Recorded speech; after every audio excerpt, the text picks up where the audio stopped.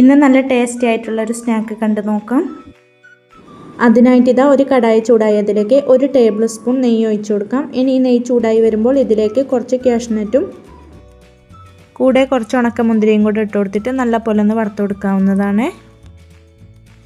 ഇനി ഇതിലേക്ക് നമുക്ക് 2 മീഡിയം സൈസിലുള്ള പഴുത്ത നേന്ത്രപ്പഴം ഇതുപോലെ കട്ട് ചെയ്തതും കൂടെ ഇട്ട് കൊടുക്കാം.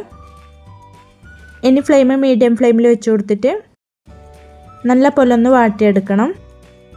ഇതാ ഇപ്പം പഴം നല്ല പോലെ ഒന്ന് വാട്ടിയിട്ടുണ്ട്. ഇനി നമുക്ക് ഇതുപോലെ ഒന്ന് ഉടച്ചും കൂടെ കൊടുക്കാം.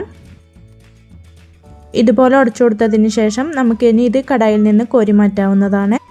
ഇനി അതേ കടായിലേക്ക് തന്നെ 250 കപ്പിന് 2.5 കപ്പ് വെള്ളം ഒഴിച്ചു കൊടുക്കാം. ഇനി ഈ വെള്ളം തിളച്ച് വരുന്ന സമയത്ത് നമുക്ക് ഇതിലേക്ക് 1.25 കപ്പ് റോസ്റ്റഡ് സേമിയ ചേർത്ത് കൊടുക്കണം. റോസ്റ്റ് ചെയ്യാത്ത സേമിയ ആണെങ്കിൽ ഇതുപോലെ റോസ്റ്റ് ചെയ്തെടുത്തതിന് ശേഷം വേണം ചേർത്ത് കൊടുക്കാൻ വേണ്ടിയേ. ഇനി ഇതുപോലെ ഒന്ന് ഇളക്കി കൊടുത്തതിന് ശേഷം മീഡിയം ഫ്ലെയിമിൽ വെച്ച് കൊടുത്തിട്ട് അടച്ചു വെച്ച് നമുക്ക് വേവിച്ചെടുക്കാം. സേമിയ നല്ല പോലെ വെന്ത് കിട്ടണം. ഇതാ ഇപ്പം സേമിയെല്ലാം നമുക്ക് നല്ല പോലെ വെന്ത് കിട്ടിയിട്ടുണ്ട്. ഇനി ഇതിലേക്ക് നമുക്ക് 1/4 കപ്പ് ശർക്കരപ്പൊടി ചേർത്ത് കൊടുക്കാം. നിങ്ങൾ ശർക്കരയാണ് ചേർത്ത് കൊടുക്കുന്നെങ്കിൽ കുറച്ച് വെള്ളത്തിൽ ഉരുക്കിയെടുത്തിട്ട് അരിച്ചതിന് ശേഷം വേണം ഇതുപോലെ ചേർത്ത് കൊടുക്കാൻ വേണ്ടി. ഇതുപോലെ 1/4 കപ്പ് ചേർത്ത് കൊടുക്കുകയാണെങ്കിൽ ഒരു മീഡിയം മധുരം മാത്രമേ ഉണ്ടാവുള്ളൂ. നല്ല മധുരം വേണമെങ്കിൽ 1 കപ്പ് വരെ ചേർത്ത് കൊടുക്കാം. ഇനി ഇത് നമുക്ക് നല്ല പോലെ ഒന്ന് ഇളക്കി യോജിപ്പിച്ച് കൊടുക്കണം. ഒരു 2-3 മിനിറ്റ് ഇതുപോലെ ഒന്ന് ഇളക്കി കൊടുക്കാവുന്നതാണ്. ഇനി ഇതിലേക്ക് ചേർത്ത് കൊടുക്കേണ്ടത് 1 കപ്പ് ചിരവിയ തേങ്ങയാണ്.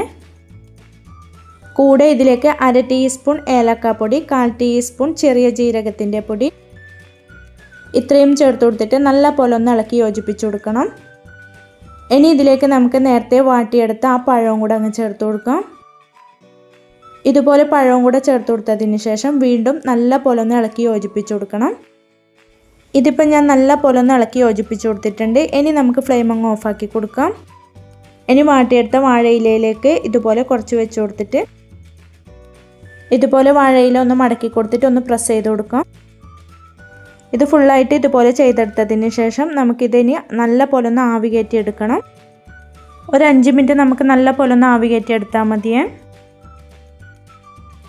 അങ്ങനെ ഇതാ നല്ല ടേസ്റ്റിയും അതുപോലെ തന്നെ ഒരു വെറൈറ്റി ആയിട്ടുള്ള ഒരു സ്നാക്ക് ഇവിടെ റെഡിയായി കിട്ടിയിട്ടുണ്ട്. എല്ലാവരും ഇതുപോലെ ഒന്ന് ട്രൈ ചെയ്ത് നോക്കാനും ലൈക്ക് ചെയ്യാനും കമൻറ്റ് ചെയ്യാനും സബ്സ്ക്രൈബ് ചെയ്ത് സപ്പോർട്ട് ചെയ്യാനും മറക്കല്ലേ. Thank you for watching.